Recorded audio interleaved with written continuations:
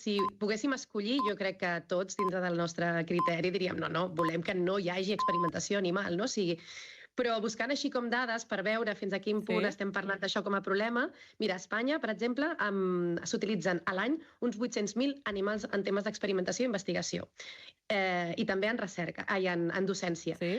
Quan al sector de l'alimentació, 824 milions. Per tant, parlem de 800.000 a 824 milions d'animals que van pel sector càrnic. M'imagino que la gent que és molt animalista, no? I això segurament tindrà una dieta vegetariana o vegana fins i tot, i llavors rebutjaran els tractaments, no?, que es poden fer amb animals.